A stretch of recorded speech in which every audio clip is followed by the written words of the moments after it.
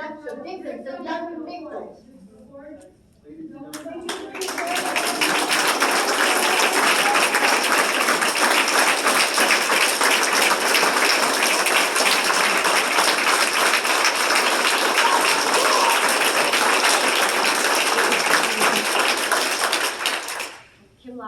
From Delta Township. Is this microphone on? I do not understand why, I mean, we all want the same thing for our kids. We want them to be treated equally. We want them to understand diversity exists, and diversity is a beautiful thing. What we don't want is we don't want our schools to be indoctrinating, telling our children what they should believe and how they should react and how they should act to things. I totally agree with Mrs. Ward here a minute ago, but I want to talk about the mandatory masking of our students, teachers, and staff. There has been a report out by the National Institute of Health. The director, Francis Collins, admit that school mask mandates are not based on data of COVID-19's effect on children. However, it does harm the speech development of children in grades K through 3, and that they cannot see or hear pronunciation, expressions, or empathy in the face of a masked person. This affects them for the rest of their lives. I understand that you want to protect our children. We want our children protected. Do you think we want to send them out to a den of lions? Of course not. However, what you are asking right now is something that should not be mandated by the school. It should be a choice. If a teacher wants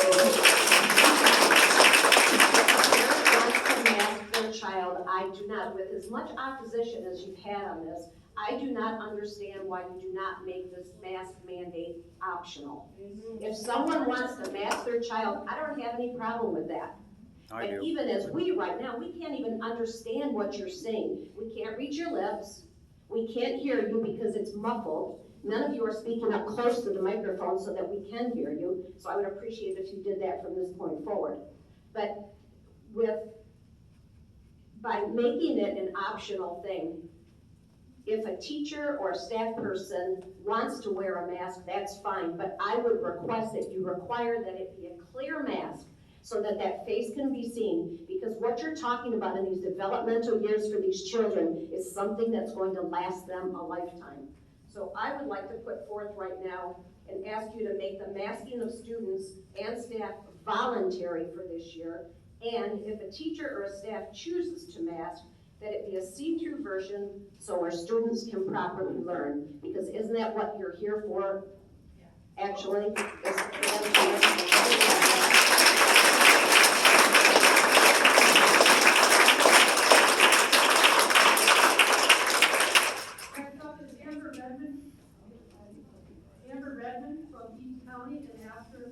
Redmond is Ursula Federal from Delta Township.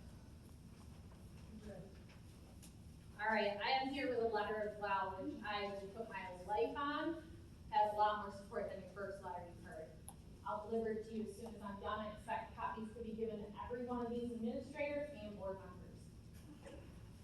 As concerned community members of the Grand Ledge Public School District, over the past year we have experienced the board's inability to adhere to the wishes of the majority of parents and other concerned citizens on many topics surrounding our community. Throughout 2020 and thereafter, many feel the board did as they wanted while ignoring the clear desires of the majority of their constituents. With the firing of the previous superintendent came other concerns. The board's response to this was to take a minority base of a few hundred strongly agenda-driven voices in a community of over 31,000 people with no widespread data or input to form the Equity, Diversity, and Inclusion Committee and have it facilitate fundamental changes in our schools. The committee itself is biased and one-sided, and it has been advised by a racist fanatic, Dorinda Carter Andrews, at taxpayer expense, who was never vetted by this board or the community. If she was vetted by the board, based on her alarming public content, we would all strongly question this board's motives. The majority of the parents in the community had no idea of the EDIC's existence, much less were given the chance to have any input on it, as it was inadequately announced to the community as a whole. The committee is not a true and widespread representation of the district's views due to lack of equal involvement, as members are primarily school staff and community activists, and a few of you board members as well. There's no real data or statistics backing up the claims of widespread and rampant racism in Grand Ledge. The EDI report and recommendations presented to the board in June 2021 does nothing to actually rectify any of the racism concerns that were presented in the Metcalf testimony, which has been the board's only basis used in this decision making.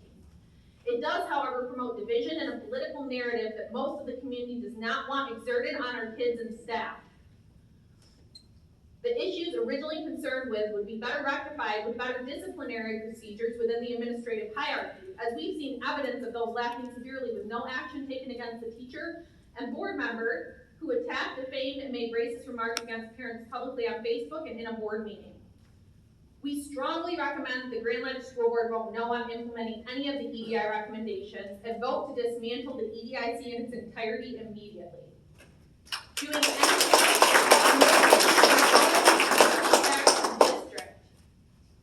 the EDIC promotes many topics political in nature, as well as sensitive to many families, which are best learned and talked about at the home with parents, not in a public school. Many of the recommendations border on legal issues, which will surely bring the school more lawsuits, including hiring based on skin color, promoting sexual ideologies, and teaching discrimination to children and staff. The recommended actions of this committee will cause further strife and distrust within the community, as there is a large portion who disagree with it on many levels. Through this past year, the board has consistently ignored what the majority of parents wanted for their children, which has brought our community to a breaking point. To continue to do this would not be good for the school or the community you swore an oath to serve. Many parents are fully prepared to pull their kids out of the school system to ensure their children's well-being and safety if the board forces this on our children and staff. We are also prepared to file lawsuits and hold the school and board accountable to the fullest extent of the law for these harmful and discriminatory practices, shall they be implemented. In only a few days, I'm finishing my letter. In only a few days, almost 200 attached names were gathered opposing the EDI. It will be a couple of days. We can assure you there are many more.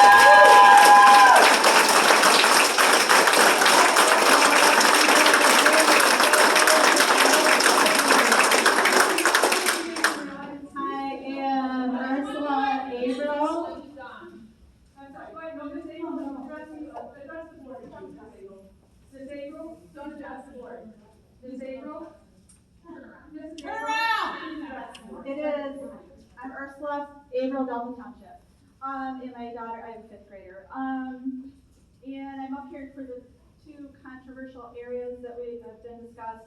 First, I want to express appreciation to the board for the vote to mandate mask wearing by students and staff for the coming fall. I was beyond relieved to hear that it passed. To send the younger children to in-person school with no masks and no vaccines would have been medically dangerous and gone against science and common sense. Furthermore, mask wearing may be the only way that we get to keep in-person school an available option for the year. I think many people want to keep in-person school, including some of the anti-maskers. I think we want to all have our kids in school this year.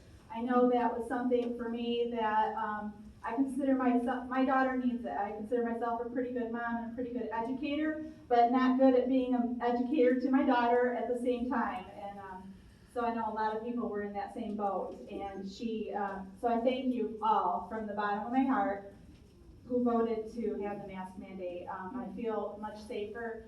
I don't like it. I don't like to wear masks. My daughter doesn't either. I would have had to fight with her, and now I have you guys, I have that as a backup. So Secondly, and I've heard folks up here already saying, can we just have them wash their hands? Of course. Can we wash our hands and wear masks? Yes, we can do that too. Small kids are doing fine, and as a substitute teacher at Delta Center, they did great last year.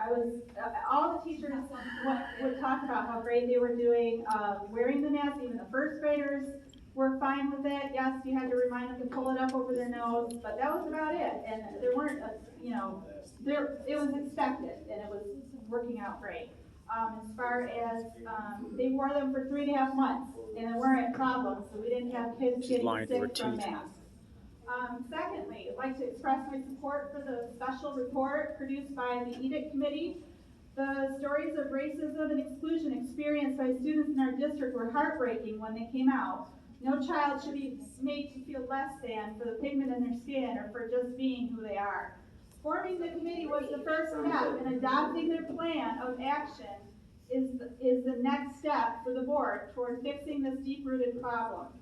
But there is still much work to be done. I was disheartened for so long, but I'm proud of how many people in this community have stepped up and worked towards solutions towards the racism in the district. Board members, you have been through an unfair amount. You didn't let her finish. Why do we have to say that?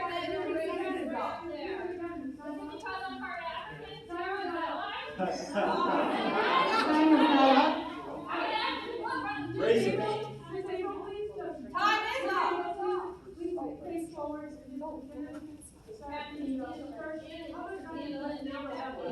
None of this is going to work if we have people cutting the law. So if we're going to continue to allow this, then nothing's going to, it's not going to get done. So either we allow it or we don't allow it. Because I cannot have people from the audience talking back to people that are trying to address the board. This is first grade stuff, people. Okay? You are more than welcome to come up and tell us. So we get to listen to her. Yeah, I would like to hear her finish her letter. Yeah, I agree. You're allowed to speak without interruption. I'm giving you 2 minutes. Oh, 7 seconds. No, she has 10 seconds. No, I'm giving you 2 minutes because she has a lot. Oh, really? Mrs. Redmond needs to finish her Because speech you then. interrupted throughout, so I'll let you speak. You're not 2 minutes. The times are you with their All right, thank you.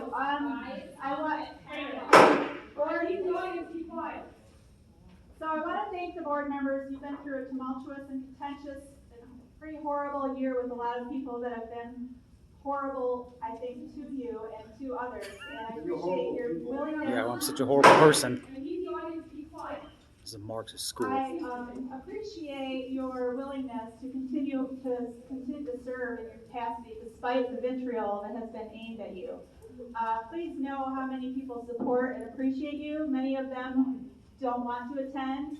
I'm up here. I consider myself a pretty a person with a strong self-esteem. But I'm up here feeling extremely nervous. I can That's 'cause you're speak lying through in your front of teeth. kids and I can speak in public, but when you have, so my point is, when you have people that are so full of vitriol, you're not going to get the rest of the parents to come in and speak in support of some of these things that have been so unpopular. So all of your votes this year have faced backlash, and I appreciate you guys so much. Definitely beyond 6 minutes. Dr. Davenport, I wish you all the best as you continue to navigate this year while remembering who we are all doing this for, our precious children. Thank you so much. Our children.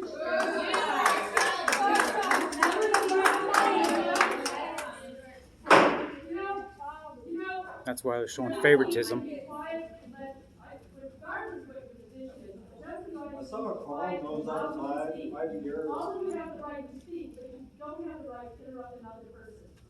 If you keep doing that, you're gonna add time, so please, everyone just be respectful. You don't have the right to mask our kids. I'm sorry, what was that? You don't have the right to mask our kids. General Beeson from Grand Ledge, and after that, Haley Whistler from. propose an EDI committee. Just run my mind here. Hey, Knock it school off. starts in like 2 weeks. School starts. They'll stop the meeting and grow up. Just be quiet. And I'm like the loudest person. So seriously, be quiet. They're abusing these folks. You're writing a bill. I'm Jean Dixon, I'm from Grand Ledge. No, we can't hear I'm back a here. retired high Sir, school sir. math teacher. I did my tenure at East Lansing High School. You're not I'm doing going it to talk on right. the mask mandates. Get back. And I want to reiterate a lot of what's already been said. A growing number of experts are witnessing widespread collateral damage in the pediatric population and are now speaking up about how the CDC school guidelines are harming our children physically, spiritually, and psychologically. Data shows that children are not at severe risk of harm from COVID, and they are not at a risk to others. In fact, it is documented that it's adults who typically transmit COVID to children, not the other way around. So the CDC's layered prevention strategies are unwarranted. It is unethical and unconstitutional to force healthy children to abide by measures that can result in physical and emotional harm and that impinge on their ability to be healthy, well-adjusted individuals. Children have a right to be children. We should stop treating them like commodities that we can build one-size-fits-all policies around. Please do not mandate our children to wear masks under the guise of safety. It is not safe, it is dangerous. We know that children touch their faces constantly over a period of a day. This automatically makes the mask contaminated. Medical professionals who must wear masks all day, my daughter is one of them, have a different air quality, which is regulated by OSHA. They have increased oxygen and ventilation in operating rooms, and the temperature is kept cooler for the purpose of sterility and to keep medical professionals from breathing in too much CO2 that can damage their lungs and create toxicity in the blood. Are our schools increasing oxygen and improving ventilations in all of our classrooms? I highly doubt it. I believe that, and I want to be respectful, that you have what you think is the best interest of the children, otherwise you wouldn't be here. But mandates are dangerous, as we have seen what has happened to our state and businesses during this lockdown. Please reconsider it and make it optional for students to wear masks. Thank you.